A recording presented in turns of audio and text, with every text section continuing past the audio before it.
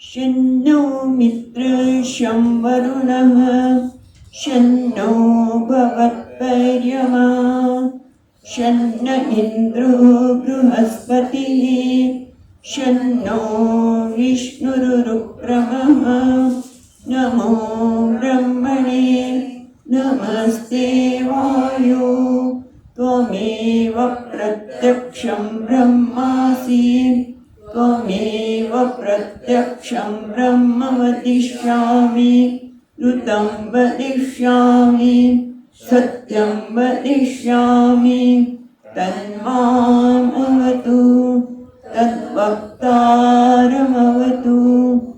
अवतु माम् अवतु वक्तारम् ॐ शान्ति शान्ति शान्तिः ॐ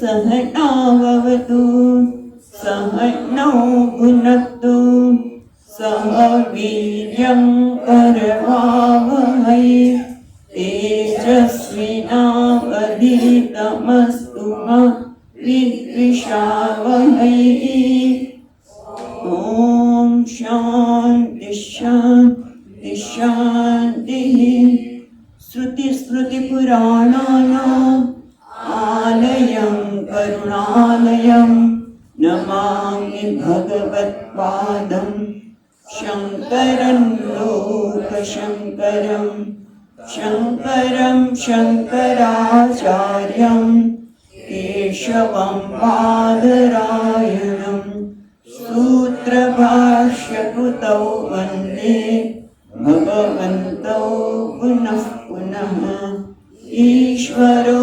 गुरुरात्मेति मूर्तिभेदविभागिने व्योमवद्व्याप्तदेहाय दक्षिणामूर्तये नमः। श्रीहरिं परमानन्दम् उपदेष्टारमीश्वरम् व्यापकं सर्वलोकानां कारणं तं नमाम्यहम्।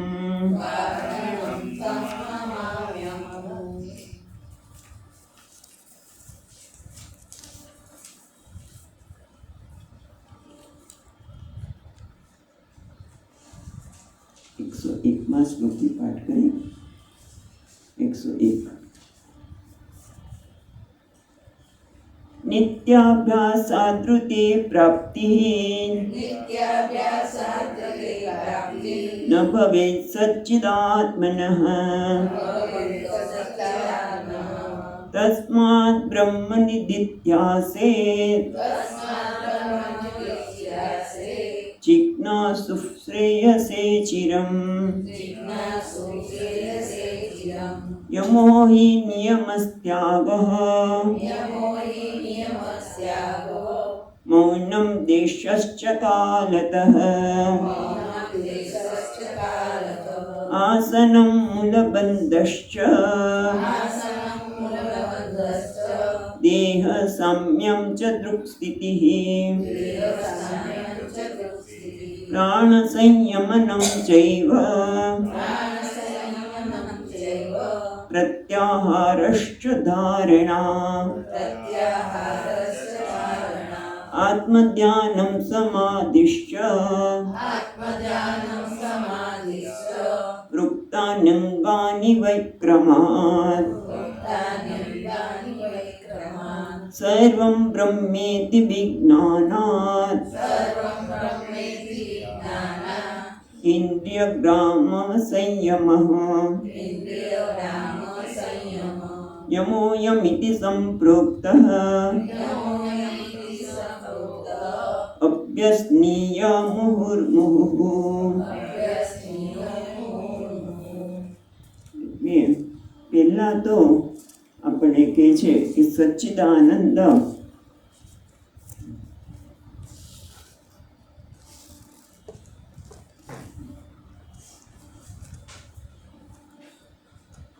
નિત્ય અભ્યાસ રૂપે પ્રાપ્તિ ન સચ્ચિદાનંદ ભવેત. એટલે સચ્ચિદાનંદની પ્રાપ્તિ, પરમાત્માની પ્રાપ્તિ, એના માટે તમારે નિત્ય હંમેશા સદા અભ્યાસ કરવો જોઈએ. કારણ કે બ્રહ્મ તો હંમેશા છે જ, એ ભાસી રહ્યો છે, પણ છતાં બ્રહ્મ અથવા તો ઈશ્વર આપણને દેખાતો નથી. કેમ નથી દેખાતો? અત્યાર સુધી ચર્ચા થઈ કે અજ્ઞાનના લીધે વસ્તુ છે એના કરતાં આપણને વિપરીત જણાય છે, વસ્તુ છે એના કરતાં આપણને વિરુદ્ધની જણાય છે. અજ્ઞાન છે માટે આપણે જુદા જુદા ખ્યાલ, વસ્તુ જે છે એના કરતાં જુદો ખ્યાલ ઉત્પન્ન થાય છે. અને એટલા માટે જ હું મારી જાતે શું માનું છું? આ જીવ માનું છું, આ જગત છે સત્ય છે, હું દીન છું, હીન છું, અસહાય છું, દુઃખી છું, હું મર્ત્ય છું. આવું મારા વિશેના ખ્યાલનું કારણ છે અજ્ઞાન. અને ખરેખર મને એ મારો સ્વભાવ નથી. ગઈકાલે વાત કરી એ પ્રમાણે મૃત્યુ મને ગમતું નથી, પણ હું છતાં મારી જાતને મર્ત્ય માનું છું. મૃત્યુ બીજાનું થતું હોય તો ત્યાં મને બહુ કંઈ દુઃખ નથી થતું. ઘણી વખત તો કે હાય આ મરી જાય તો સારું, હવે છૂટે તો સારું. કોઈની સેવા કરતાં કરતાં થાકી જાય માણસ કે છૂટે તો સારું. પણ મારું આવે ત્યારે મને સ્વીકાર્ય નથી, તો હું સંઘર્ષ કરું છું. એટલે તમે જુઓ કે જીવનમાં સતત આપણે સંઘર્ષ જ કર્યા છે. મારું મૃત્યુ ગમતું નથી. બીજો ડફોળ હોય તો મને માનતો નથી, બીજો ડફોળ હોય તો એ તેવું છે. પણ મને મૂર્ખ થવું પોસાતું નથી, હું મૂર્ખ રહેવા તૈયાર જ નથી.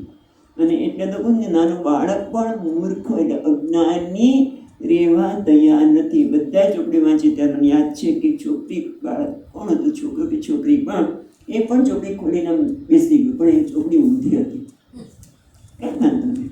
પણ એ પોતે બધા વાંચી રહ્યા છે ને પોતે પણ ચોપડી ખોલી અને ઊંધી હોય તો મોઢું વટ ફફડે છે. કારણ કે આપણે અજ્ઞાની, નાનપણથી આપણે અજ્ઞાની રહેવા સ્વીકાર્ય જ નથી. મૂર્ખ નથી, મને બધું ખબર પડવી જોઈએ, મારું અસ્તિત્વ. આ બધામાંથી છૂટવા માટે સતત આપણે સંઘર્ષ કરીએ છીએ જન્મ્યા ત્યાંથી. અને પાછું જન્મ્યા ત્યાંથી ને જન્મથી આપણો સંઘર્ષ ચાલ્યો જ આવ્યો છે. અને હવે આપણે ખબર કે વસ્તુ જો સાચી વસ્તુ છે એને આપણે જાણી લઈએ તો આ ખોટા ખ્યાલમાંથી મુક્ત થઈએ. નહીં બધું સંઘર્ષ ચાલ્યા જ કરે છે આપણા જીવનમાં. અને એટલા માટે સાચી વસ્તુને જાણવા માટે અહીંયા સુધી નિત્યમ અભ્યાસ રૂપે પ્રાપ્તિ ન ભવે સચ્ચિદાનંદમનઃ તસ્માત બ્રહ્મ નિધિધ્યાસિતવ્ય. અને એટલા માટે જે સચ્ચિદાનંદ સ્વરૂપનું છું જ, પણ છતાં હું અત્યારે મારી જાતે શું માનું છું? આનંદ સ્વરૂપ છું, છતાં દુઃખી, અસહાય. જ્ઞાન સ્વરૂપ છું, છતાં હું મારી જાતને મૂર્ખ, અજ્ઞાની માનું છું. માટે નિધિધ્યાસે, એનું નિધિધ્યાસન કરવું જોઈએ. હવે જો બે વસ્તુ છે, જરા જાણી લઈએ. નિધિધ્યાસન શબ્દ છે ની અને ધ્યેય. ધ્યેય એટલે ધ્યાન. ધ્યાન બે પ્રકારના છે.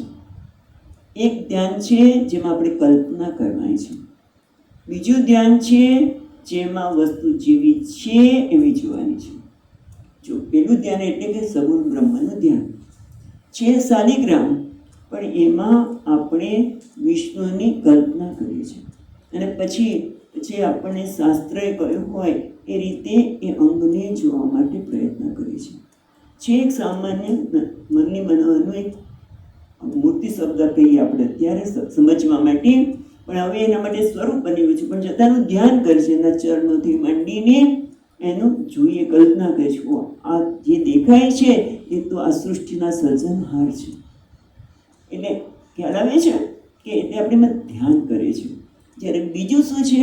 વાસ્તવિકતાનું ધ્યાન, એટલે હું જે છું એનું ધ્યાન. ભલે હું મારી જાતને ભિખારી માનતો હોય, ભિખારી હું બેસ લીધો છે, પણ હું છું કરોડપતિ, તો ભિખારી પણ જેને બેસ લીધો છે તે એ જ્યારે ધ્યાન કરે કે હું કરોડપતિ છું, તો એ શું છે? વાસ્તવિકતાનું ધ્યાન છે. હું મારી જાતને માનું છું ઘેટું, પણ ખરેખર તો હું સ્ત્રી છું. વાસ્તવિકતા એટલે કેમ વાસ્તવિકતાનું ધ્યાન કરવું પડે છે? કેમ કે જન્મથી જે અવાસ્તવિક છે એને મેં વાસ્તવિક માની લીધું છે. જે સત્ય નથી એને વાસ્તવિક માની લીધું છે. એના માટે કયું ધ્યાન છે? વાસ્તવિકતાનું ધ્યાન. બે પ્રકારના ધ્યાન કીધા. એકમાં કલ્પના કરવાની છે, એમાં કલ્પના નથી કરવાની. બીજા ધ્યાનમાં એને કહેવાય છે વેદાંતમાં નિધિધ્યાસન. નિધિધ્યાસન એટલે વાસ્તવિકતાનું ધ્યાન. જે છે હું છું એનું ધ્યાન કરવાનું છે. એમાં કલ્પના નથી. હવે એના માટે તસ્માત બ્રહ્મ નિધિધ્યાસે, તેના માટે બ્રહ્મનું ધ્યાન કરવું જોઈએ, નિધિધ્યાસન કરવું જોઈએ. કોને? જિજ્ઞાસુએ. શેના માટે? ચિરમ શ્રેયસે, હંમેશનું કલ્યાણ થાય એના માટે નિધિધ્યાસન કરવું જોઈએ. તો આ કેવી રીતે કરીએ આપણે? જેમ કે હું બ્રહ્મ છું એમ કહીએ કે તસ્માત બ્રહ્મ નિધિધ્યાસે, હું બ્રહ્મ છું. પણ એ કદાચ હું બ્રહ્મ છું પણ એ શબ્દ અંદરથી કે ઉગે નહીં, તો આ તો થાય છે. જ્યારે કોઈ કે તું બહુ સ્વાર્થી છે, અમને એમ લાગે હું બહુ સ્વાર્થી છું. સ્વાર્થ તો ક્યારેક તો આપણે ઉદાર બન્યા છે, ક્રોધી છે તો ક્યારેક પ્રેમાળ બન્યા છે. અનુભવ છે ને, હવે ઝાંખી તો થાય છે ને. દાખલા તરીકે કોઈ વ્યક્તિ બહુ સ્વાર્થી, પોતાનો સ્વાર્થ જ જોતો હોય, પણ ક્યારેક તો એની ઉદારતા જે નિસ્વાર્થ પણ એનામાં આવે છે. ક્યારેક નિસ્વાર્થ પણ આવે છે, ક્યારેક ઉદારતા આવે છે, ક્યારેક દયાની, એટલે આ બધાની આપણને ઝાંખી તો થાય છે. એટલે એનો આપણને અનુભવ છે. ટૂંકમાં કહેવાનું શું છે?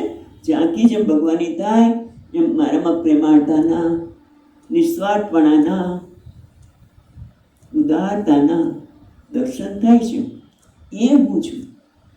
શાસ્ત્ર કહે છે કે તું પ્રેમળ છે. મને એવું લાગતું હોય કે હું સ્વાર્થી છું, હું કંજૂસ છું, ક્યારેક તું ઉદાર બન્યા છે. એટલે એ પ્રકારે વાસ્તવિકતા આપણું સ્વરૂપ છે. સચ્ચિદાનંદ એટલે શું? તો આનંદ સ્વરૂપ છે. આનંદ એટલે શું? બ્રહ્મ એટલે સચ્ચિદાનંદ. હા, અને સચ્ચિદાનંદ આપણે આનંદ લઈએ. આનંદ એટલે શું? સરળતાથી સમજવું હોય તો જ્યાં પ્રેમ છે, જ્યાં નિસ્વાર્થતા છે, જ્યાં ઉદારતા છે, એનું નામ જ આનંદ. આનંદ એટલે મોટા પર હાસ્ય આવે કે કંઈક ઝંઝણાટ થાય, એ આમાં આ ધ્યાનમાં કોઈ ઝંઝણાટી પણ નથી થવાની. વાસ્તવિકતા છે, એમાં ઝંઝણાટી ક્યાં આવી? આનંદ એટલે હું ઉદાર છું, હું પ્રેમાળ છું. એટલે જ્યારે આપણને આવો વિચાર આવે નિસ્વાર્થ છું, તો ત્યાં નિધિધ્યાસન કરીએ. અને આ નિધિધ્યાસનમાં ખાલી હું જે છું એને ધ્યાનમાં લેવાનું છે, બરાબર? અને એના માટે 15 અંગની અહીંયા વાત કરવામાં આવી કે 15 અંગ. અને આ બધા સમજો ને, ખરેખર તો અહીંયા ટીકાકાર કહે છે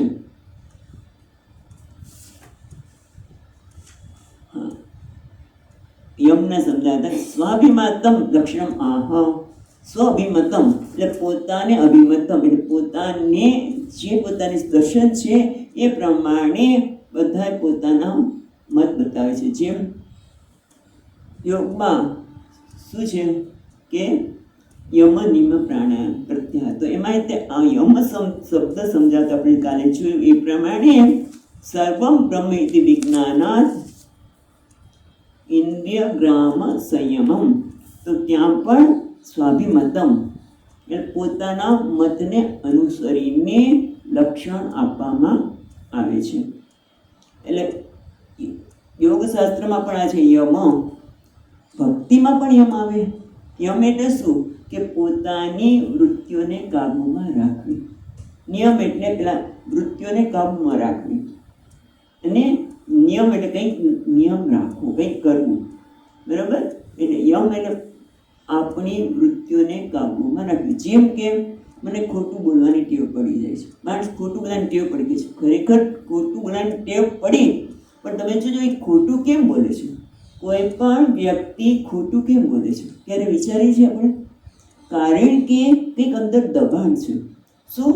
એને એમ લાગે છે કે આનાથી મારી સલામતી જોખમાશે, આનાથી મારી ઇમ્પ્રેશન બગડશે માટે એ જૂઠું બોલે છે. એટલે માણસ જૂઠું ખરેખર બોલતો નથી, પણ કોઈક એની પાસે જૂઠું બોલાવડાવે છે. કયું? એનું દબાણ, અંદરનું દબાણ. કારણ કે પોતે અસલામત લાગે છે, જે થઈ રહ્યું છે એમાં પોતાની અસલામતી, અસહાયતા લાગે છે, અને એટલા માટે એ જૂઠું બોલે છે. તમે જુઓ, એવું નહીં. અને પાછું આ બધું જ જે આપણે સતત આ રીતે કરવાથી પછી રીતે હિંસા. માણસ હિંસા ક્યારે કરે? ક્રોધ ક્યારે કરે? કે જ્યારે એને એમ લાગે કે ત્યાં પણ એ જ છે, હિંસા કરવાની પાછળ પણ આ જ ભાવ છે કે બીજાને ઈજા ક્યારે પહોંચાડે? કે પોતાની અસલામતી લાગે, અસહાયતા લાગે, એને ઈજા પહોંચાડે, બોલીને, કડવા શબ્દો બોલીને, અપમાન કરીને. આ બધું કેમ કરે છે? ઈચ્છા. કારણ કે અસહાયતા લાગે છે. નિયમોમાં બધા નિકાલ આપણે જોયા કે સત્યનું પાલન કરવું, હિંસા ન કરવી, અહિંસા, અસ્તેય. ચોરી પણ કેમ કરે છે માણસ? કારણ કે એક અંતર પ્રલોભન છે, એક પ્રલોભન એવું આકર્ષણ છે કે વસ્તુ કોઈને લઈ લેવાનું મન થાય છે. ઇન્દ્રિયોની લોલુપતાના કારણે ઇન્દ્રિયોના એવું આકર્ષણ છે કે માણસ ખોટો ભોગ કરી બેસે છે. અને એટલા માટે યમ એટલે બધાનું સંયમ, કંઈક ઇન્દ્રિયોનું પર કાબુ રાખવું, એનું નામ છે યમ. અને એ તો ભક્તિમાં જુઓ તો ભક્તિના આચાર્ય હોય તો યમ એટલે ઇન્દ્રિયોને કાબૂમાં રાખવા માટે એક જ વસ્તુ છે એની માટે, ભગવાન માટે પ્રેમ. ભગવાનની ભક્તિ એટલી બધી વધી જાય પછી ઇન્દ્રિયોનું આકર્ષણ, બધા ખોટું બોલવાનું એ બધું થયા છે. એટલે દરેક આચાર્ય આ યમ નિયમનું પોતાના રીતે સ્વમતમ અભિપ્રેત, પોતાના મતને અભિપ્રેત કરે છે. ટૂંકમાં આપણે ખોટું બોલતા નથી, એટલે આપણો તિરસ્કાર ન કરો. જૂઠું બોલે છે એમ જૂઠું બોલશું, તિરસ્કાર ન કરો. પણ સમજવાની જરૂર છે કે જૂઠા બોલવાની પાછળ મારું કારણ શું છે. કોઈ વ્યક્તિ જૂઠું બોલે છે ત્યારે એને અસલામતી લાગે છે, પોતાનું રક્ષણ કરવાની જરૂર પડે છે, પોતાનું રક્ષણ કરવા માટે જૂઠું બોલે છે. તો એ જે આકર્ષણ દબાણ છે એમાંથી આપણે મુક્ત થઈ શકીએ. થઈ શકાય ને? એ આકર્ષણો જે મને ખોટું બોલાવે છે એને એમાંથી આપણે મુક્ત થઈ શકીએ. અસત્ય બોલી, હિંસા કરી, ઈજા પહોંચાડી છે, કારણ કે ત્યાં પણ મારું રક્ષણ કરવા માટે જ હોય છે. અસહાયતામાંથી અસલામતી લાગે બીજાને ઈજા પહોંચાડી દઈએ, ખોટું બોલીએ, એને ખરાબ શબ્દ બોલીએ, કડવા શબ્દ બોલીએ, અને આ બધામાંથી બહાર નીકળવાની જરૂર છે. અહીંયા ત્યાં યમમાં આપણે કાલ વિસ્તારથી ચર્ચા કરી યોગશાસ્ત્ર પ્રમાણે શું કરવું જોઈએ. અહીંયા શું કરવું જોઈએ? વેદાંત કહે છે સર્વમ બ્રહ્મેતિ વિજ્ઞાનાત, બધું જ આ બધું શું છે? બ્રહ્મ, પરમાત્મા છે. કેવી રીતે જોઈશ? ટીકાકાર કહે છે બાધ સામાન્ય અધિકરણ દ્વારા. બાધ એટલે એક જ જગ્યાએ બે વસ્તુ દેખાય છે. જેમ કે છે ઠૂઠું, પણ મને ત્યાં ચોર અથવા તો ભૂત દેખાય છે. તો શું કર્યું? એમાંથી જે વસ્તુ મને જે સાચી નહોતી એનો આપણે સાચી નથી એવું જાણી લીધું, એટલે એનો બાધ થઈ ગયો. જેમ આપણે કીધું કે અભિનેતા છે અને એ ભિખારીનો વેશ લીધો છે અને એમ કહે છે તું કરોડપતિ છે, તો એને શું ધ્યાન કરવાનું? કે આ વેશ છે એ સત્ય નથી, એનો બાદ કર્યો. એ રીતે આપણને પણ આ જગતમાં શું છે? વેશ છે, પરમાત્માએ વેશ લીધો છે એ જણાતું નથી. અને એટલા માટે આપણે કે શું કે સર્વમ બ્રહ્મેતિ જ્ઞાનાત, બધું જ બ્રહ્મ છે. પછી એ રાવણ હોય કે કંસ હોય તો પણ એ બ્રહ્મ છે. ભાઈ આટલું ખરાબ કામ કંસે તો કેટલા બધા વખત રાક્ષસોને મોકલ્યા, એ કઈ તો બ્રહ્મ કહેવાય. રાવણે માને હરણ કરી ગયો તો એની કેટલી ઇન્દ્રિય લોલુપતા છે, એને કેમ આપણે બ્રહ્મ કહેવું? એટલે ઘણી બધી વખત આપણે એમ થાય કે આને બ્રહ્મ કેમ કહેવાય? જ્યાં જગતમાં બધે અન્યાય દેખાય છે, દુષ્ટતા દેખાય છે, એમાં બ્રહ્મને કીધું જોવા સર્વમ બ્રહ્મેતિ વિજ્ઞાનાત. તો એને કેવી રીતે જોવા? એટલે જ્યાં તમને દુષ્ટતા દેખાય છે ત્યાં અંદર સજ્જનતા છે, એના પેટાળમાં સજ્જનતા છે. જ્યાં તમને જૂઠાણું લાગે છે, અન્યાય લાગે છે, ઘણી વખત છોકરાઓ એટલા સ્વચ્છંદ થઈ ગયા છે, સ્વામીજી કશું જ સાંભળે નહીં, અને એટલે એને યાદ કરતા પિતાજીનું તો એકદમ બીપી વધી છે. એને કે આપણું કંઈ સાંભળતો જ નથી, બસ એને તો હરવું ફરવું છે, મજાનો હીરોન્ડા નહીં, અને ઉપડી પડે છે. મેં આ વાયરો સ્વામીજી તો હંમેશા કે, પણ એના પેટાળમાં કંઈક પડ્યું છે સજ્જનતા. સજ્જનતામાં પણ એ શિસ્ત રહેલી છે, પણ એના પેટાળમાં છે એ સર્વમ ખુદિત બ્રહ્મ, બધામાં એ બ્રહ્મ જ રહેલો છે.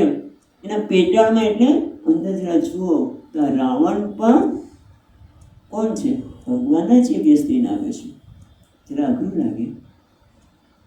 જ્યાં સ્વચ્છંદતા લાગે, અન્યાય લાગે, એના પેટાળમાં ન્યાય છે. કારણ કે ન્યાય કેમ? ભગવાન છે, પરમાત્મા છે માટે. અને એટલા માટે શું કરવું જોઈએ? બાધ સામાન્ય અધિકરણ, કે આ વેશ દઈને પરમાત્મા આવે છે. અને મને અત્યાર સુધી શું છે? વેશને જ આપણે પ્રાધાન્ય આપ્યું છે. વેશ પહેરનાર તમે જોયું જ નથી, કારણ કે વેશને એટલું સત્યતા આપી અને એમાં જ રાગ દ્વેષ, અને એટલા માટે પછી અસત્યનું આચરણ, હિંસાનું આચરણ થાય, ચોરી કરવાનું મન થાય, બરાબર, બ્રહ્મચર્યનું ખંડન કરવાનું મન થાય છે. એટલા માટે પણ જ્યારે હું જાણું કે વેશ એ ખરેખર સત્ય નથી, આ વેશનો પહેરનાર પણ છે બ્રહ્મ, અસ્થિ ભાતિ પ્રિય, અને બાધા સામાન્ય અધિકરણ થઈ જાય તો ઇન્દ્રિયોનો સંયમ સહજતાથી થાય કે નહીં? જે ઇન્દ્રિયો વાણી ખોટું બોલવા માટે તૈયાર થઈ ગઈ, આંખ ન જોવાનું જોવા માટે તૈયાર થાય, કાન ન સાંભળવાનું સાંભળવા માટે તૈયાર થઈ જાય છે. અને એનો સંયમ કરવો એટલે એને ત્યાંથી હટાવી, હઠપૂર્વક પણ કરી શકાય, જેને આપણે દમ યોગ શાસ્ત્રમાં કહીએ છીએ. પણ એની બદલે તમે બધામાં એ બ્રહ્મના જ દર્શન કરો, જગતમાં બરાબર જે રહેલા છે બધામાં બ્રહ્મના દર્શન કરો, તો પછી ઇન્દ્રિયોનો સંયમ કેવો થાય? સહજ થઈ ગયો. કારણ કે ઇન્દ્રિયનું આકર્ષણ છે પેલા રૂપ માટેનું, પણ એ પરમાત્મા છે. કુરૂપતા હોય કે સુંદરતા, બધામાં એ સૌંદર્ય પરમાત્માનું રહેલું જ છે. પછી અમુક જ વસ્તુ જોવા માટે આગ્રહ નહીં રાખે, ઇન્દ્રિયો ત્યાં છટપટશે નહીં, કોઈ પણ ઇન્દ્રિયો પછી છટપટાટ કરશે નહીં. અને એને સંયમમ, એટલે આમ તો એક વખત આવો પણ થાય છે, સમ્યક યમઃ, યમને પણ સમ્યક યમઃ, એને શ્રેષ્ઠ યમ કહેવામાં આવે છે. વેદાંતની દ્રષ્ટિએ યમ એટલે આ, કે જ્યાં તમે સર્વમાં, આમ તો તમે જો બધા અંગમાં, આ જેટલા અંગોની વાત કરવાના છે તેમાં વેદાંત તો એક જ કહેવાના છે કે હું બ્રહ્મ છું, ના સર્વ બ્રહ્મ છે. બસ એ દર્શન તું કર, એને નામ જ નિધિધ્યાસ. એના બધા અંગમાં પણ આ નિધિધ્યાસ જ આવી જાય જોવા જઈએ તો. એટલે અહીંયા કહે છે યમો એટલે સંપ્રોક્ત અભ્યાસ નિયમો, આનો વારંવાર તો અભ્યાસ કર, આ યમનો તું સિદ્ધાંત કર.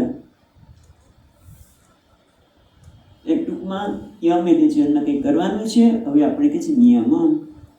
105મો શ્લોક. સજાતીય પ્રવાહશ્ચ વિજાતીય તિરસ્કૃતિ નિયમો હિ પરાનંદ નિયમાત ક્રિયતે બુધૈ. ગઈકાલે વાત કરતા હતા એમ એક નિયમ હોય છે, જેમનો નિયમ છૂટી જાય બધું ગડબડ થઈ જાય. એટલે જીવનમાં કોઈક નિયમ પણ રાખવા જોઈએ. તો યોગશાસ્ત્ર પ્રમાણે નિયમ એટલે કયા કયા છે? તો શૌચ, સંતોષ, તપ, સ્વાધ્યાય અને ઈશ્વર પ્રણિધાન. પહેલાં તો જીવનમાં શૌચ એટલે શુદ્ધતા, સ્વચ્છતા માટે પ્રેમ હોય છે. શૌચ બે પ્રકાર છે, વિસ્તારથી વાત નહીં કરીએ, પણ આ યોગશાસ્ત્રને પણ પહેલાં જોઈ લઈએ. અને એથી પછી આપણે તરત ખબર પડશે કે આ નિયમ, આ બધી જ વસ્તુ આ એકમાં આવી જાય છે. આ શ્લોકમાં બધી જ યોગશાસ્ત્રમાં નિયમ એટલે 5 પ્રકાર, આમ તો ઘણા પણ આમાં 5 બતાવીએ આપણે. તો શૌચ પેલું, આંતરબાહ્ય શૌચાલય, પોતાના માટે સ્વચ્છતા માટે પ્રેમ હોવો જોઈએ.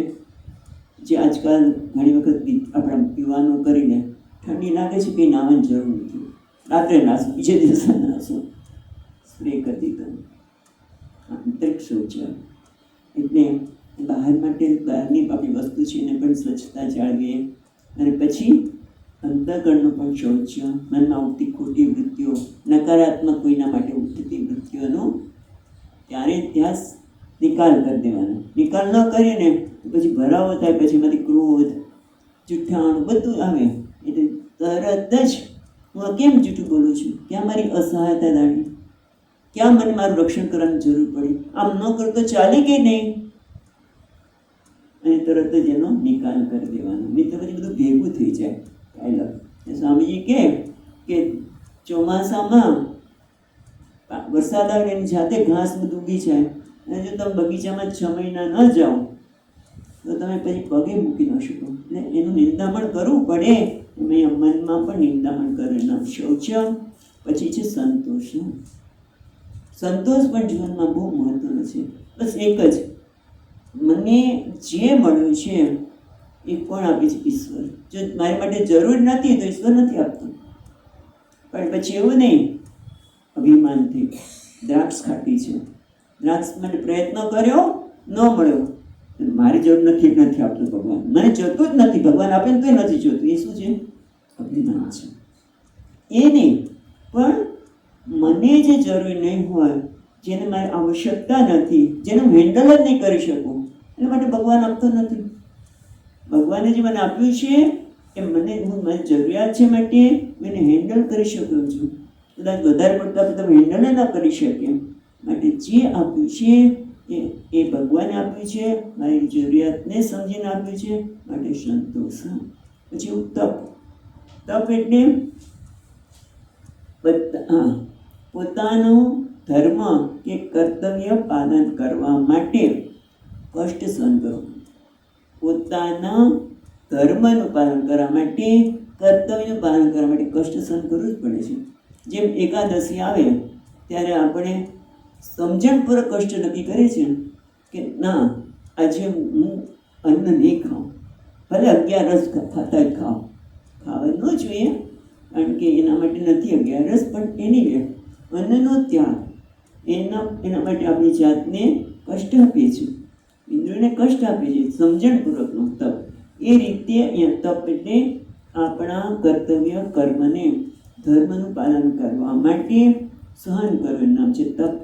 પછી છે સ્વાધ્યાય. આપણે ટૂંકાણમાં જોઈશું. સ્વાધ્યાય એટલે શાસ્ત્રનું અધ્યયન. દરેકે શાસ્ત્રનું અધ્યયન કરવું જોઈએ. અને એટલા માટે પણ કહી શકાય કે એનાથી આપણને ફાયદો તો થાય જ છે, પણ સાથે સાથે શાસ્ત્રને આપણું રક્ષણ કરવું એ આપણે બધાનું કર્તવ્ય છે. કારણ કે જો અત્યારે આપણે બધા પુસ્તકોનું અધ્યયન કરીએ છીએ, પણ પછી આપણી પછીની પેઢીએ પણ જો આનું અધ્યયન કરે તો આ શાસ્ત્ર ચાલુ દેશે ને. એટલે બીજાને પ્રેરણા આપવી, અને આપણે પણ કરી રોજ વિશ્વ સરસ બોલતા હોય તો શું છે, એનાથી ફાયદો તો છે. સ્વાધ્યાય, સ્તોત્રોનું પઠન એ પણ સ્વાધ્યાયમાં આવી જાય. અને સાથે સાથે આપણે શાસ્ત્રનું, વેદાંત શાસ્ત્રનું, ગીતાનું અધ્યયન કરીએ, જેથી આ શાસ્ત્રનું પણ રક્ષણ થાય છે અને બીજાને પણ એ પ્રેરણા આપીએ એનું નામ. કારણ કે આજે ભૂલાઈ ગયું છે. તમે જુઓ કે વાત નીકળી એટલે કહીએ છીએ કે થોડા વખત પહેલાં જ્યારે અહીંયા ખંભાતમાં આવવાનું થયું ત્યારે લોકોને સ્વાધ્યાય માટે કેટલો પ્રેમ હતો. ધીમે ધીમે આ બધું ભૂલાતું જાય છે. તો એમના છોકરાઓને ગીતા સુધી તો ખબર જ નહીં પડે. સ્વાધ્યાય તો જીવનમાં આવશ્યક છે. અને ખંભાતની વાત નથી, બેન, બધી છે.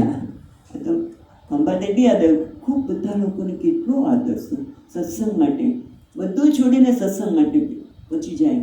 એટલે સત્સંગ જ ભૂલાય, ધીમે ધીમે જતો રહ્યો છે એ બધી જગ્યાએ, પણ કોઈ બહુ મોટું નથી.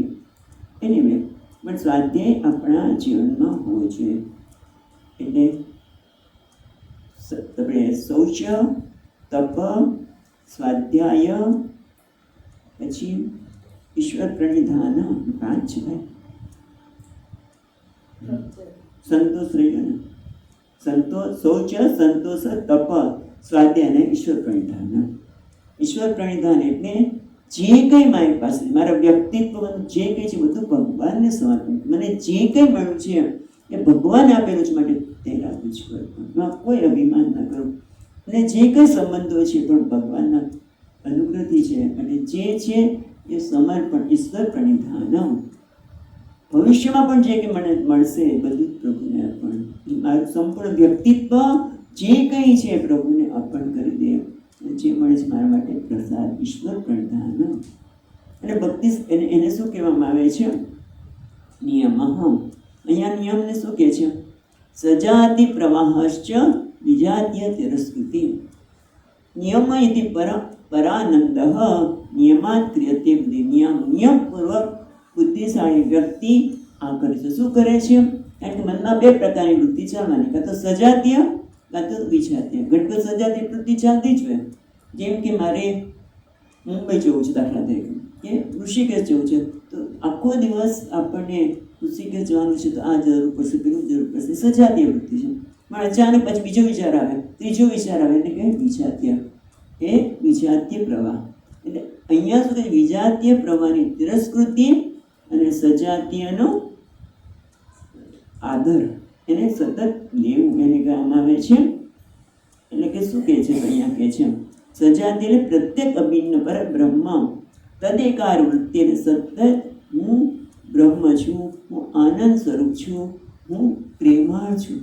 એ વૃત્તિના પ્રવાહને ટકાવી રાખો કે હું પ્રેમાળ છું, હું ઉદાર છું, હું ક્રોધી નથી, હું અજ્ઞાની નથી, હું તો જ્ઞાન સ્વરૂપ છું. માટે જે વસ્તુ હું નથી એનો તિરસ્કાર, એટલે વિજાતીય પ્રવાહ જ્યારે આવે ત્યારે એને સત્યતા ન આપવી. આ જગત સત્ય લાગે છે, જગત સત્ય નથી. એ તો બધું જ બ્રહ્મ છે. સર્વમ બ્રહ્મેતિ. આ તો બ્રહ્મ છે. જગત તો ખરેખર ભાસે છે. આ બધું જ પરમાત્મા વ્યસ્ત. આ વિચાર જ સજાતીય પ્રવાહમાં આવી જાય. અને આ રીતે સતત સજાતીય પ્રવાહ અને વિજાતીય પ્રવાહનો તિરસ્કાર કરીએ તો બધું આવી ગયું કે ને.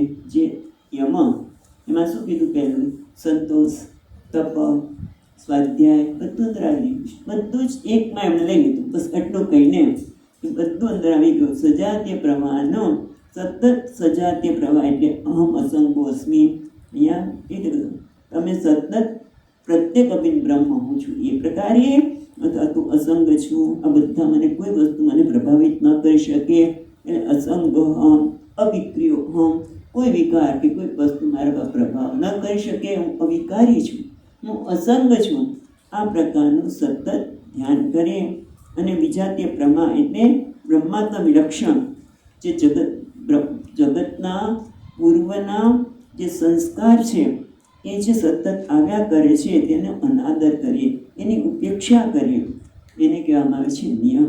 અને એ કેવો છે? પરાનંદ, જે પરમ આનંદને નનુ અનયો ઉપનિષદ પ્રસિદ્ધા પુરુષાર્થ સિદ્ધતિ. આ ઉપનિષદ પ્રસિદ્ધ તમે કહો છો ને શું પુરુષાર્થ થાય? તો પરમ આનંદની પ્રાપ્તિ. એટલું સરળ છે. માટે આ નિયમ કયો છે? સરળ છે. બસ એક જ. તમે આખો શૌચ ને બધું ન કરો, શૌચ સંતોષ બધી એની બદલે આ એક જ આ સરળ નિયમ કે સજાતીય પ્રવાહનું અનુસંધાન અને વિજાતીયનો તિરસ્કાર. પણ એના માટે આટલું શ્રવણ મનન કર્યું હોય તો જ. કે અસંગો હોમ વિકારો હોમ એટલે તરત જ આપણા મનમાં આવે કે હા, અસંગ એટલે આ કોઈ વસ્તુ મને સ્પર્શ કે નથી.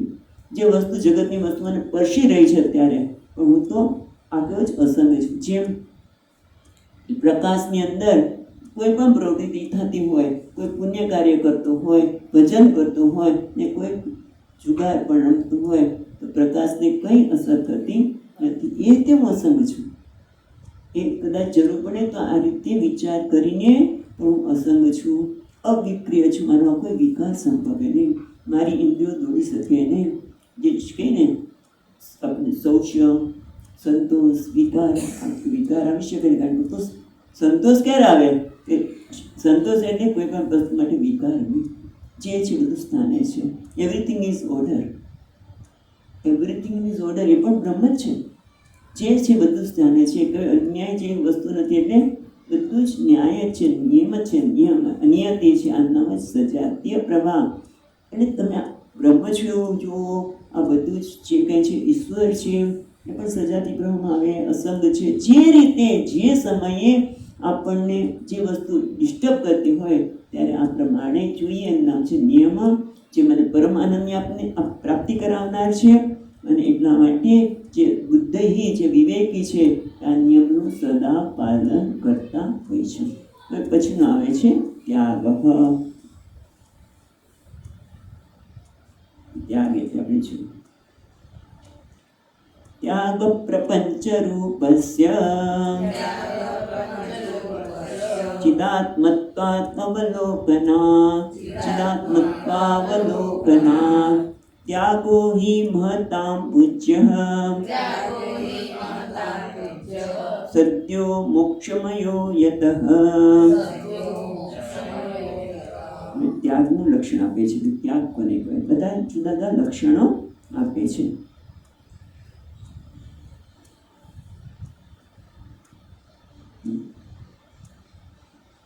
ત્યાગ પ્રપંચ રૂપસ્ય ચિદાત્મત્વાત અવલોકનાત ત્યાગો હિ મહતાં પુણ્ય. એ પહેલા એક સરસ યોગ વશિષ્ઠની એક વાત છે, એ જાણીએ. યોગ વશિષ્ઠમાં આવે છે બૃહસ્પતિનો પુત્ર છે કચ્છ. એ કચ્છને જેમ શ્વેતકેતુને પણ બીજે ભણવા મોકલ્યા હતા, એમ અમને બહાર ભણવા મોકલ્યા. ષડંગ વેદનો અભ્યાસ કરીને આવ્યો અને પછી એને અભિમાન આવ્યું, હું મારા જેવું કોઈ છે જ નહીં. અને પછી પિતાજીએ પૂછ્યું કે તને આ ભણીને આવ્યો પણ તને શાંતિનો અનુભવ થાય છે? તો કે ના. તો કે ત્યાગ કર. એટલે એને તો કશું ત્યાગ કરો. એટલે બધું ઘર બાર છોડી અને નીકળી ગયો. 1 વર્ષ માટે બધી યાત્રા અને બધું કરીને આવ્યો. 1 વર્ષ પછી પાછો બૃહસ્પતિજી પૂછે છે કે તને શાંતિનો અનુભવ થાય? તો કે ના. તો કે ત્યાગ કર. જેમ તૈત્રીય ઉપનિષદમાં આવે છે તદ બ્રહ્મ જિજ્ઞાસસ્વ, એમ ત્યાગ કર. એટલે બધું છોડી દીધું. એક ખાલી કમંડલ કોપી એ લઈને નીકળી પડ્યો. આવ્યો, તને શાંતિનો અનુભવ થયો? પિતાજી મારી પાસે છે જ નહીં, પણ શાંતિનો અનુભવ થતો નથી.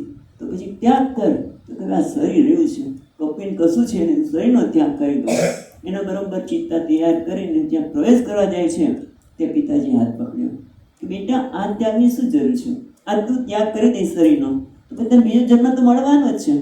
આ શરીર છોડ તો બીજું શરીર મળવાનું છે. એ ત્યાગથી તને શાંતિ નહીં મળે. તો શાંતિ ક્યાંથી મળે? તો કે બસ એક જ છે કે ચિત્ત ત્યાગ. ત્યાગ એ લોકો આપણે યોગશાસ્ત્ર શું ચિત્તનો ત્યાગ, એટલે મનમાં ઉઠતી જે વૃત્તિઓ છે એનો તું ત્યાગ કરી દે તો તને શાંતિ મળશે. આ કામ, ક્રોધ, લોભ, તો તારા વિશે મનમાં જે વૃત્તિઓ અનુભવીને અશાંત થાય છે એ સત્ય નથી, માટેનો તું ત્યાગ કરી દે. એટલે ટૂંકમાં આ પ્રકારનો ત્યાગ ત્યાં વાત કરે છે. ત્યારે અહીંયા શું કહે છે? ત્યાગ પ્રપંચ રૂપસ્ય ચિદાત્મા અવલોકનાત. જેમ આ ઘડો છે, એ ઘડા બધા ઘડા છે અને તમે ત્યાગ કરી દો. આ બધા ઘડા નકામા છે, ત્યાગ કરી દો. નકામા શબ્દ ન વાપરી. તમે ઘડાનો ત્યાગ કરવો હોય તો શું કરવાનો? અને મૂકી દેવાની જરૂર નથી, પણ એમાં રહેલા માટીને જોઈએ તો ઘડાનો ત્યાગ થઈ ગયો. એટલે આ જે પ્રપંચ દેખાય છે એ પ્રપંચનું અધિષ્ઠાન શું છે? આ જે જગત દેખાઈ રહ્યું છે, જે નામ રૂપાત્મક જગત છે, જેમ આમાં આપણે શું કર્યું? ઘડાનો ત્યાગ કર્યો એટલે શું કર્યું? એનું અધિષ્ઠાન જેમાંથી મળ્યું છે એ માટીનો જોયું ને ઘડો સહજ રીતે જતો. સ્વામીજી કે જો હું ચમત્કાર કરું. સ્વામીજી ઘડ્યું કે હું હસતા હતા કે હા યાદ આવી ગયું કે જો ચમત્કાર કરું. તમને આ શું દેખાય? ઘડો. હું તમને માટી બતાવું. જો માટી સિવાય કશું છે? ઘડો જતો રહ્યો. છુમંતર થઈ ગયો કે ને? એમ કે વસ્તુ નથી આમ છુમંતર કરી લેતા, એમ અહીંયા ઘડાને માટીને જોતા ઘડો છુમંતર જતો રહ્યો. એ રીતે જે પ્રપંચ દેખાય છે એ પ્રપંચને તમે એને શું જુઓ? એનું ક્યાંથી ઉત્પન્ન થાય છે? એ જ કોણ છે? સચ્ચિદાનંદ ચિદાત્મા અવલોકનાદ. આ જે જળ પ્રપંચ દેખાઈ રહ્યો છે એ ખરેખર કોણ છે? પરમાત્મા છે. એટલે આપણે જોઈએ કે પ્રપંચ પરમાત્મા પણ એ હું છું. એટલે હું સ્વયં પ્રકાશ છું, હું પૂર્ણ છું. હું ચિદાત્મા છું. જ્યારે એ જોઈશું ત્યારે આ જગતનો, આ જે પ્રપંચ છે એનો ત્યાગ જતો રહેવાનો, ત્યાગ સહજ રીતે થઈ જવાનો છે. એટલે ટૂંકમાં નામરૂપને કારણે મને જગત દેખાય છે એ નામરૂપનો ત્યાગ. બીજા શબ્દોમાં કહીએ તો ઉપેક્ષે નામરૂપે દેવ, ત્યાં પણ કીધું ઉપેક્ષે નામરૂપે, આ બધાનો ઉપેક્ષા કરે, નામરૂપની ઉપેક્ષા કર. આ શત્રુ મિત્ર પ્રપંચ એટલે આમ જ માનતું જગત છે અને આપણે કંઈ મુશ્કેલ નથી, પણ જગતના મને શત્રુ દેખાય છે, મિત્ર દેખાય છે, સારા દેખાય છે, ખરાબ દેખાય છે. એનું કારણ છે આ નામરૂપ. એને બદલે તે બધામાં નારાયણના દર્શન કર, ચિદાત્માના દર્શન કર, તો ધીમે ધીમે આ બધામાંથી જે રાગ દ્વેષ જે બધા મને વિક્ષેપ કરે છે એમાંથી માણસ મુક્ત થાય. પણ આવો ત્યાગ તમને ખબર નથી. તમે પૂછો ચિદાત્મા અવલોકનાથ, આ પ્રપંચમાં રહેલા જે અધિષ્ઠાન, જે ગળામાં રહેલું માટી છે જો એમાં પ્રપંચમાં રહેલું અધિષ્ઠાન નારાયણ છે, જે ચિદાત્મા છે, જે ચિત આત્મા, મારો જ આત્મા છે, એ રીતે જોવાથી એને ત્યાગ કહેવામાં આવે છે. પણ કહે છે મહત્તમ પૂજ્ય સત્યો મોક્ષયત. ભલે આ જાણીતું ન લાગતું હોય તમને તો એવું ત્યાગ કે બધું ઘર બાર છોડી દો, આનું છોડી દો, પેલું છોડી દો, એને ત્યાગ માનીએ છીએ ને. સામાન્ય રીતે જેમ આને હમણાં કચ્છની વાત કરી તો કચ્છે પણ શેનો ત્યાગ કર્યો? પેલા ઘર બાર છોડી દીધા, પોતાની વસ્તુ છોડી દીધી, આ શરીર છોડી દેવું એને ત્યાગ નહીં. પણ ત્યાગ એટલે આ ત્યાગ. અને એ ત્યાગ કોના માટે પ્રસિદ્ધ છે? મહત્તમ પૂજ્ય, હા, જે મહાન વ્યક્તિ છે એના માટે આદરણીય છે એ લોકો એને જ ત્યાગ કહે છે. અને એનાથી શું થાય? સદ્ય મોક્ષો યતઃ. એટલે આનાથી શું થાય છે? સદ્ય તરત જ પરમાનંદની પ્રાપ્તિ અને મુક્તિનો અનુભવ થાય છે. એટલે ઈશાવાસ્યમ ઇદમ સર્વમ, શાસ્ત્ર પણ કહે છે આ બધું ઈશ્વર વડે આચ્છાદિત કર. ઈશ્વર વડે આચ્છાદિત ક્યારે થાય? જ્યારે હું વેશનો ત્યાગ કરું ત્યારે. વેશનો ત્યાગ એટલે વેશને મહત્વ આપવાની જે બુદ્ધિ છે. કારણ કે આમાં દેહને હું માનું છું, દેહમાં હું બુદ્ધિ અને જગતમાં સત્ય બુદ્ધિ, એનો ત્યાગ કરવાનો છે. ત્યાગ એટલે આનો ત્યાગ કર. આ બધા ચિદાત્માનો દેખાય કંઈ નહીં, પણ એટલું તો કરી શકીએ ને કે હું આને સત્ય બુદ્ધિના, હું દેહ છું એવું સતત ન માનું. જ્યારે દેહ બુદ્ધિ ઉઠે ત્યારે એમાંથી બહાર નીકળું. કેવી રીતે? કારણ કે દેહ બુદ્ધિ ઉઠે એટલે દેહ એટલે હું દેહ છું, પછી તરત શું થાય? હું કરતા છું, મારું આ કર્મ છે. તો તરત પછી કે તું કરતા છે? કારણ કે હું કરતા છું એવું માનું દેતા કે મારે જ આ બધું કરવાનું, બીજું તો કંઈ કરતું જ નથી. અને એમાં બહેનોને તો ખાસ થાય, કારણ કે ભાઈઓ તો બધા ઓર્ડર આપી દે, તો આમ કર. ક્યારેય એને એમ ન થાય કે હું તારી મદદ કરું. આ કેવા છે? આપણે વિક્ષેપ થઈ જાય ત્યારે વિચાર કરી શકાય કે હું ખરેખર કરતા છું. નવદ્વારે, કાલે વાત કરતા, નવદ્વારે પૂરે દેહી નૈવ પૂર્વના કારણે સુખમ આસ્તે. એ પણ આ ત્યાગ જ છે, આ પ્રકારનો ત્યાગ કે હું જ્યારે મને જીવ બુદ્ધિ આવે ત્યારે એનો ત્યાગ. એવી રીતે આ જગતમાં સત્ય બુદ્ધિ આવે, શત્રુ મિત્ર, સારા ખરાબ, ત્યારે એનો ત્યાગ કરો. કઈ રીતે? ઈશાવાસ્યમ ઇદમ સર્વમ, બધું જ નારાયણ છે, આ બધું જ ચિત આત્મા છે. જેમ ઘડામાં બધું જ માટી છે એ રીતે આ પ્રકારનો ત્યાગ કર્યો. હવે આગળ કે છે મૌન. 107મો શ્લોક. યસ્માત વાચો નિવર્તન્તે અપ્રાપ્ય મનસા સહ યન્મૌનમ યોગિભિર્ગમ્યં તદ્ભવે સર્વદા બુધઃ.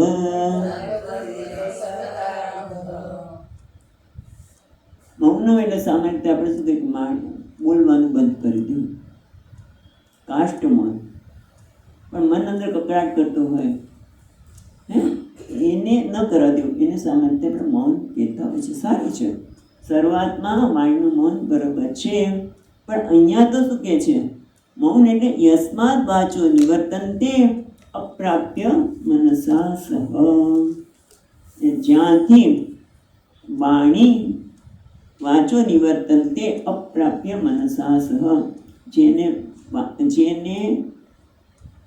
પ્રાપ્ત કર્યા વગર વાણી પાછી આવે છે. શબ્દનો જે ધ્વનિ છે એ ધ્વનિ ત્યાં જ પહોંચી શકતો નથી, શબ્દ પણ પહોંચી શકતો નથી. અને તમે જુઓ કે મનમાં હંમેશા એક તો વાણી દ્વારા ધ્વનિ શબ્દ બોલવાનું થાય અથવા મનમાં છટપટ છટપટ થાય, ક્યારે કહી દઉં, ક્યારે બોલી નાખું. ઘણી વખત ઘણા લોકોને એવી ખબર કે ને ઘણી વખત આ વ્યક્તિ કેવી છે કે એની આ વ્યક્તિ તો જેમ બિલાડીના પેટમાં ખીર ન ટકે એમ આના મનમાં કોઈ વાત ન ટકે, છટપટ બોલી જ નાખું. એટલે થોડું મૌન લેતા શીખ. આપણે ઘણી વખત કે મૌન લેતા શીખ, એટલે મનની જે છટપટાટ છે એને શાંત કરવી અને વાણીનો જે ધ્વનિ બોલવાની વૃત્તિ છે એને શાંત કરવી, એને મૌન કહેવામાં આવે. બરાબર? તો અહીંયા શું કહે છે, અને તમે જુઓ કે અહીંયા શું કહે છે, મૌન એટલે મૌનથી આપણે શું, મનની શાંતિ. યસ્માત વાચો નિવર્તન તે અપ્રાપ્ય મનસા સ તદ મૌનમ. કારણ કે મૌન હોય ત્યાં શાંતિ હોય. ત્યાં મને એક શાંતિજીની વાર્તા યાદ આવે છે. સ્વામીજી પાસે કોઈ વ્યક્તિ આવે, મદ્રાસ સાઉથમાંથી છે, ઋષિકેશ.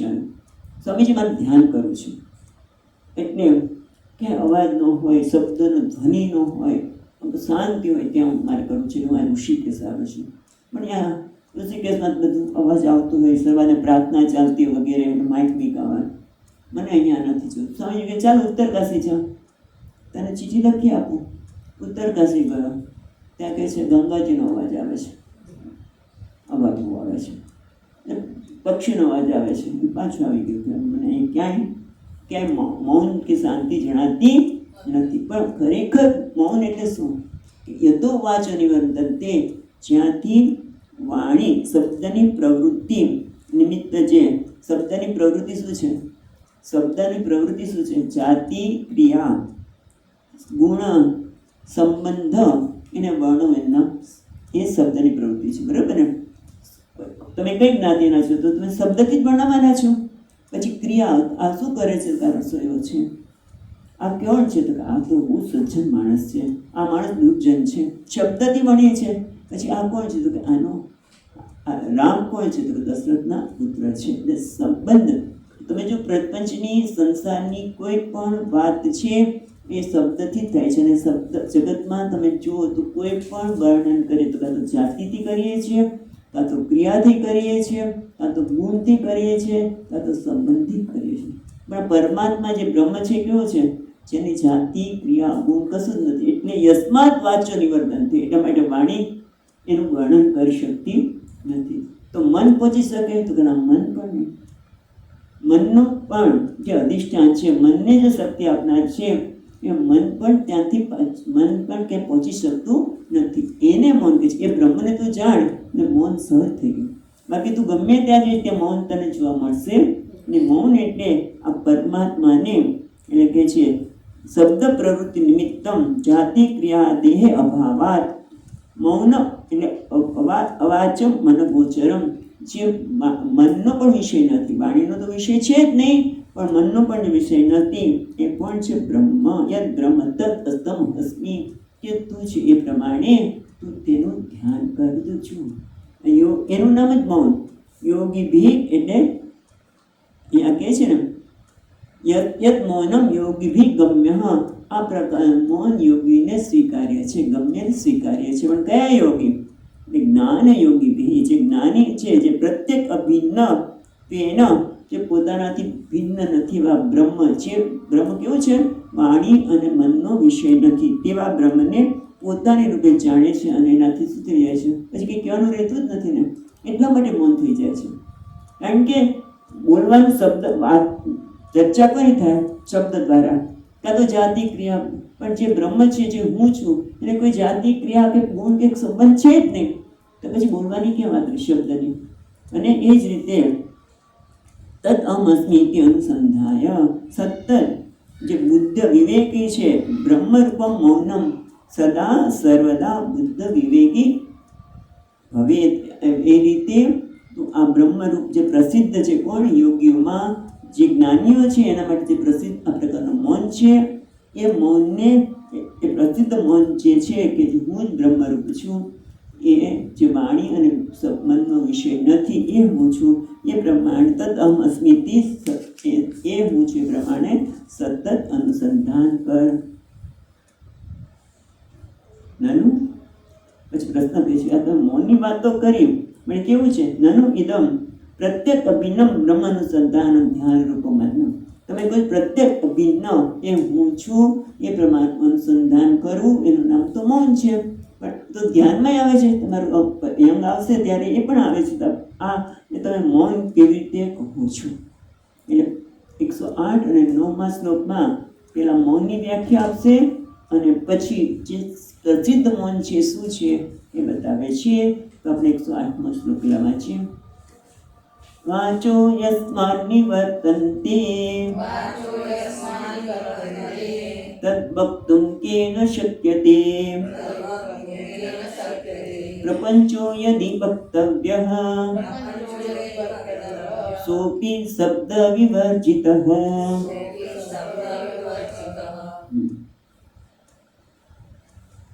એટલે પેલા કહે છે કે શબ્દ પ્રવૃત્તિ નિમિત્તા અભાવાત બ્રહ્મ યથા વાગ વિષય ન ભવતી. વાચો યસ્મિન નિવર્તન્તે તદ વક્તુમ કેન શક્યતે. જ્યાં વાણી પહોંચી શકતી નથી, કે શબ્દ દ્વારા બ્રહ્મનું વર્ણન ન કરી શકાય. તો તમે વાત તો બ્રહ્મની કરો છો, એનો લક્ષ્યાર્થ લેવાનો છે. શબ્દ જે આપણે વાત કરીએ છીએ સત્યમ જ્ઞાનમ અંતમ બ્રહ્મ, તો એ સત સ્વરૂપનો લક્ષ્યાર્થ લેવાનો છે. સત એટલે હોવાનો પણ લક્ષ્યાર્થ લેવાનો છે. ટૂંકમાં શબ્દ દ્વારા યસ્માત વાચો નિવર્તતે, જેમાંથી વાણી પાછી આવે છે તો એ બ્રહ્મનું વર્ણન કઈ રીતે કરી શકાય? માટે મૌનમ વ્યાખ્યા પ્રગતિતમ. તે લક્ષ્યાંત મૌનથી જ ગુરુજીએ ખાલી ચિન્હ મુદ્રાથી પેલા શિષ્ય પણ અધિકારી હતા, સનગાદી. એ મૌનમ વ્યાખ્યા એટલે ખરેખર તો જ્યારે આ તત્વમસી કહી છે ત્યારે કશું રીતું મૌન જ થઈ જાય છે, એટલે પણ કહી શકાય. અને મૌન એટલે કે જ્યાં વાણી પાછી આવે છે. પણ પ્રપંચથી તો વર્ણન થઈ શકે કે નહીં? તો ના. પ્રપંચો યદિ વક્તવ્યમ, પ્રપંચની પણ શબ્દ દ્વારા વર્ણન કરવું હોય ને તો પણ એ પણ વર્ણન થઈ શકે નહીં. કેમ? તો અહીંયા કહે છે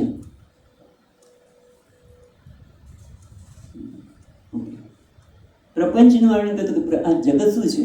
સત છે તો સાચું છે એવું પણ ન કહેવાય, અસત છે નથી તો અસત છે એવું પણ ન કહી શકાય. ખ્યાલ આવે છે? તમે સંસારનું વર્ણન કરવા બેસો પ્રપંચનું, આ જગત શું છે? સત છે કે સત એટલે હંમેશા રહે છે. સત એને ત્રણેય કાળમાં રહેવાનું છે તો કે ના, ત્રણેય કાળમાં તો જગત રહેતું નથી. સૂઈ જાય ત્યારે નથી રહેતું. અને જ્યારે અસત છે નથી એવું પણ ન કહી શકાય. સત પછી કાર્ય છે, કારણ કશું તમે કહી ન શકો. એટલે પ્રપંચનું પણ વર્ણન કરી શકાય નહીં.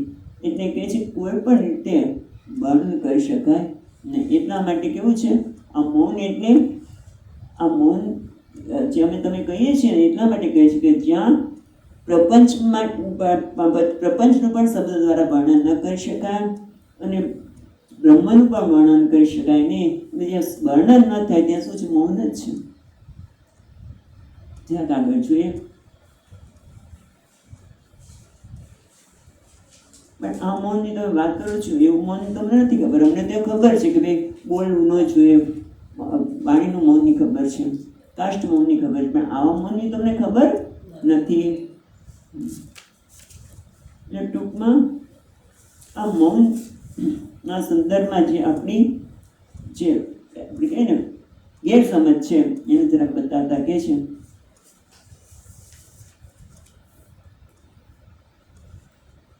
એકસો ને 9મા શ્લોકમાં ઇતિ વા ભવેદ મૌનમ સતામ સહજ સંગીતમ વિરામોનમ તુ બાલાનામ પ્રયુક્તમ બ્રહ્મવાદિભિઃ ઇતિ વા તદ્ભવેદ મૌનમ. જ્યારે બ્રહ્મ પણ વાણીનો વિષય નથી, વાણીથી એને વર્ણન કરી શકાય નહીં, અને પ્રપંચ પણ અનિર્વચનીય છે. એને તમે કશું આ પ્રપંચમાં આ જ સાચું છે, આમ જ છે તો તમે કોઈ કહી શકતા નથી. કે સત અસતની વાત કરો અથવા તો કોઈ પણ વસ્તુ તમે કોઈ પણ વસ્તુ આ વસ્તુ આમ છે ત્યાંથી બદલાઈ જાય છે. કોઈ વ્યક્તિના સંદર્ભમાં, પોતાના સંદર્ભમાં પણ તમે વર્ણન કરી શકતા જ નથી. કરવા જાવ ત્યાં વસ્તુ બદલાઈ જાય છે. અને એટલા માટે પણ પ્રબંધનું વર્ણન કરી શકાય નહીં અને પરમાત્માનું પણ બ્રહ્મનું વર્ણન કરી શકાય નહીં. ઇતિ વાત એના કારણે મૌન સતામ એટલે જે સત્પુરુષો છે એના માટે સહજ સંગીતમ, એના માટે આ સહજ છે. કારણ કે પોતે હું બ્રહ્મ જોઈએ છે માટે એમના માટે આ સહજ છે. એ લોકો સદા મૌની જ છે. એટલે મૌન લેવાની જરૂર નથી, પણ જાણવાની જરૂર છે કે હું સદા મૌની જ છું. કારણ કે હું કંઈ બોલતો જ નથી. કારણ કે પ્રપંચ વિશે પણ બોલી શકાય નહીં, બ્રહ્મ વિશે પણ બોલી શકાય, છતાં વાણી દ્વારા કંઈક થઈ રહ્યું છે. મયા અધ્યક્ષેણ પ્રકૃતિ, એના જેવી વાત છે. કારણ કે તરત પ્રશ્ન ઉઠવાનો, અને ત્યારે આ જોઈ શકે મારી ગાંધીમાં આ વાણી દ્વારા થઈ રહ્યું છે, પણ હું બોલતો નથી, હું સદા મૌન છું. કારણ કે હું વાણીનો વિષય નથી અને પ્રપંચ પણ વર્ણન કરવાની શક્યતા નથી, એટલે શક્ય નથી. એટલે આ સહજ સંગીતમ એટલે એમના માટે આ સહજ છે, એ સદા મૌની જ છે. આમ સદા મૌની એવું પણ આપણે ધ્યાન કરી શકીએ. ગીરા મૌનમ તો બાલાનામ, વાણીનું મૌન તે બાળકો માટે છે, શરૂઆતના લોકો માટે છે. શરૂઆતના લોકો જે આ સ્થિતિ પહોંચી ન શકીએ એના માટે આ કહેવામાં આવે છે. બાલાનામ પ્રયુક્તમ બ્રહ્મવાદિભિ, પ્રયુક્તમ એટલે વિહિતમ, બ્રહ્મવાદિભિ એટલે શાસ્ત્રજ્ઞ. શરૂઆત પાછા વાણીનું મૌન પણ શરૂઆતમાં બાળકો માટે શાસ્ત્ર દ્વારા જ કહેવામાં આવે છે. એવું નથી કે શાસ્ત્રએ નથી કીધું, ઉચ્ચારણ કરેલું નથી, પણ શાસ્ત્ર નહીં વેદજ્ઞ એવા આચાર્યો દ્વારા કહેવામાં આવ્યું છે. પણ ખરેખર તો પ્રયુક્તમ બ્રહ્મવાદી એટલે જે કયું સહજ જે સત્પુરુષ માટે મૌન છે એ જ બ્રહ્મવાદી બી એટલે જે બ્રહ્મને જાણે છે, જે આનું જ્ઞાન આપનાર આચાર્યો છે, એના માટે આ કહેવામાં આવ્યું છે કે વાણીનું મૌન એટલે હું સદા મૌન છું. બાકી ગીરા મૌન તો શરૂઆતમાં બાળકો માટે કહેવામાં આવે છે. ઓકે, પછી આપણે આગળ જઈશું કાલે.